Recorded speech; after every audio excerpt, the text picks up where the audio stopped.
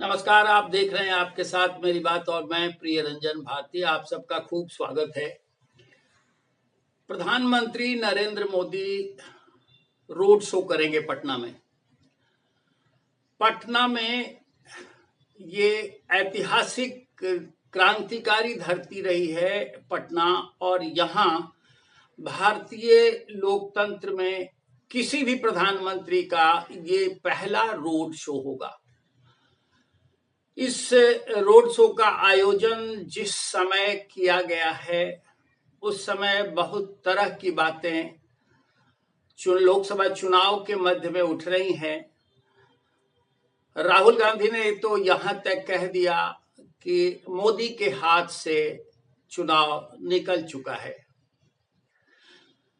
लेकिन परिस्थिति चाहे जो भी बने, वो उसका आकलन बाद में किया जाएगा। फिलहाल तो पटना में रोड शो प्रधानमंत्री का, भारत के किसी भी प्रधानमंत्री का पहला रोड शो का आयोजन आखिर क्या गुल खिलाएगा और इसके मायने क्या है, मैं इस पर आपसे बातचीत करना चाह रहा हूं। सबसे पहली बात तो ये कि जिस तरह से राहुल गांधी और विपक्ष जातीय समीकरणों और चुनाव के मुद्दों के आधार पर अब बीच चुनाव में ये दम ठोक रहा है कि मोदी हार रहे हैं, एनडीए की सरकार वापस नहीं आ रही है और फिर बीजेपी को बहुत चूना लगने जा रहा है, सफाया हो रहा है। इसका परिणाम क्या होगा, इसके आकलन की बात तो जून में होगी, जब 4 जून को मतदान के बाद निष्कर्ष निकल जाएंगे, नतीजे सामने आ जाएंगे।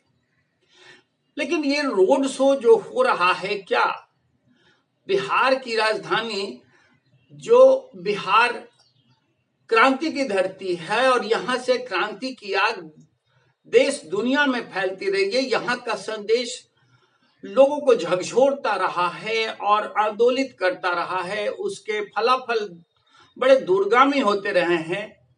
उस बिहार की राजधानी पटना में वाकई क्या हार के डर से हार को जीत में तब्दील कर गले में जीत का हार पहनने के लिए तो ये रोड शो का आयोजन प्रधानमंत्री और बीजेपी नहीं करने जा रही?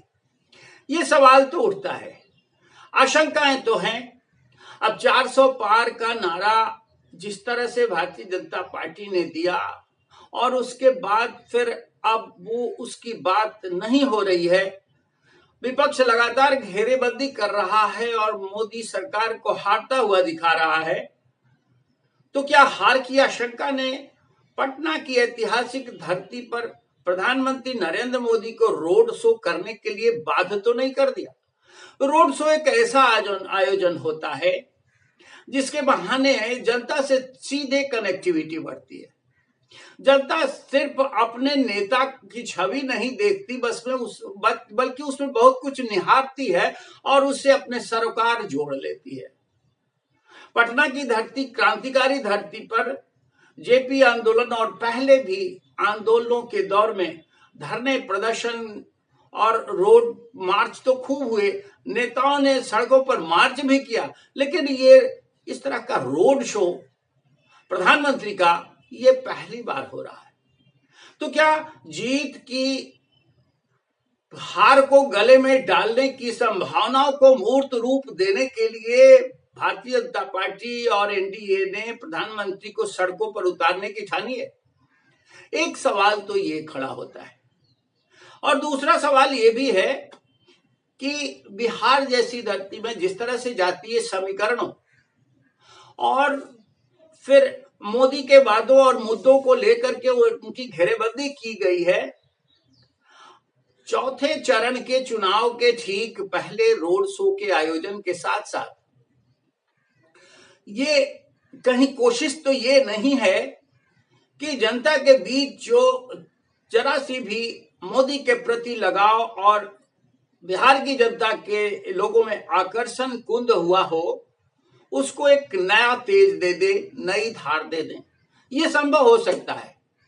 और मैं आपको एक और बात बताना चाहूंगा कि प्रधानमंत्री बनने के पहले, प्रधानमंत्री पद का उम्मीदवार बनने के पहले 2013 में पटना के इसी ऐतिहासिक गांधी मैदान में हुंकार रैली का आयोजन हुआ था, जिसके 100 मैन थे। भारत के भावी प्रधानमंत्री, तात्कालिक भावी प्रधानमंत्री नरेंद्र मोदी, और उनके लिए जिस तरह से जनता ठसम ठस कर गांधी मैदान में भर चुकी थी, और यहां जिस तरह से आतंकी सीरियल ब्लास्ट हुए थे गांधी मैदान में, सूचना खुफिया एजेंसियों ने मोदी को साफ मना कर दिया था कि आप मत जाइए, लेकिन उस दौर में मोदी ने जाना बेहतर समझा और लोगों को नसीहत भी दी। विस्फोट होते रहे और मोदी का भाषण चलता रहा। उन्होंने बड़ी पैसेंस रखने की बात कही और लोगों को घर सकुशल जाने के लिए हड़बड़ी न करने के संदेश दिए थे। तो उस समय हुंकार रैली से मोदी के स्वरूप का एक बृहत्ताकार आकलन हुआ और उसके साथ साथ उसको विस्तार मिला पूरे देश में उस रैली, और उसके बाद से मोदी की जो छवि बनी और मोदी जिस तरह से प्रधानमंत्री पद पर अड़ूर हुए 10 साल बाद, उसी दौर के यानी पटना के गांधी मैदान के हुंकार रैली की यादों को ताजा करने और जनता से कनेक्ट करने के लिए मोदी का रोड शो आयोजित होना एक बड़ी बात है। हो सकता है कि जनता को उनके दिमाग पर, उनके मन मस्तिष्क पर जो आवरण छा गया हो, जो धार कुंद हो गई है, उसे हुंकार रैली 2013 की हुंकार रैली से कनेक्ट करके और अपनी धार को मजबूत करने की आकांक्षा भी मोदी और भाजपा को हो।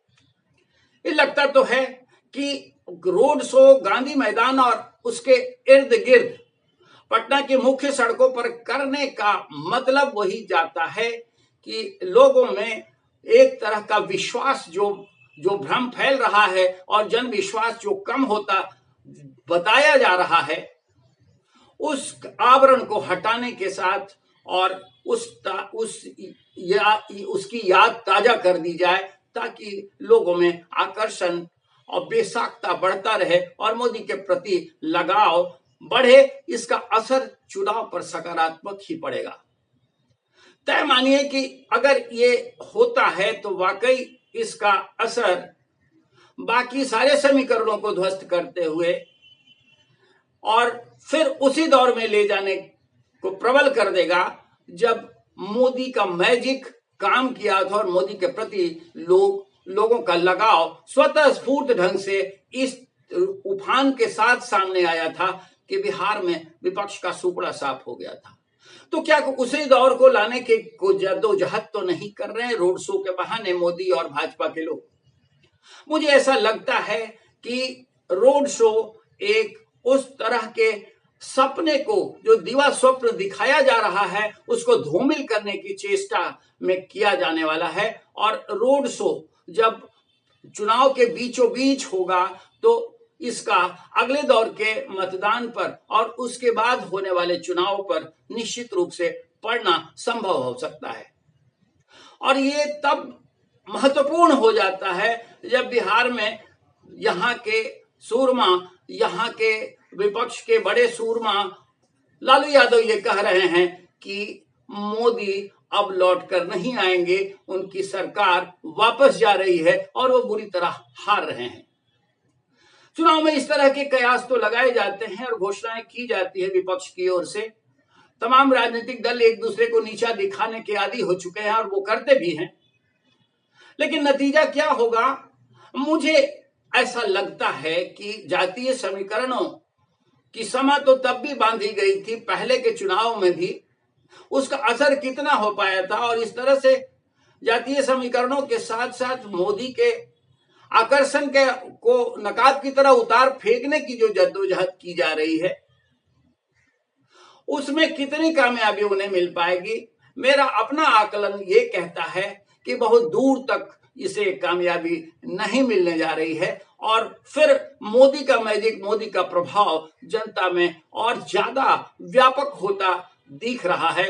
हो सकता है कि इस रोड शो के बहाने उसकी धार को और मजबूत करने में कामयाबी मिले भारतीय जनता पार्टी और एनडीए और प्रधानमंत्री नरेंद्र मोदी के इस अभियान को। अब देखिए क्या होता है। एक दिन के बाद फिर रोड शो होना है और उसके बाद चुनाव होना है। नतीजे किस तरह किस करवट लेते हैं आप देखते रहिए। और हाँ, देखते रहिए। आपके साथ मेरी बात, मैं आपसे निवेदन करता हूं कि हमारे वीडियोज पर जो आपसे बातें साझा की है उस पर अपनी प्रतिक्रियाएं दीजिए। और अभी तक अगर आपने सब्सक्राइब नहीं किया होगा तो हमारे चैनल को सब्सक्राइब करिए। बने रहिए हमारे साथ, देखते रहिए आपके साथ मेरी बात। नमस्कार।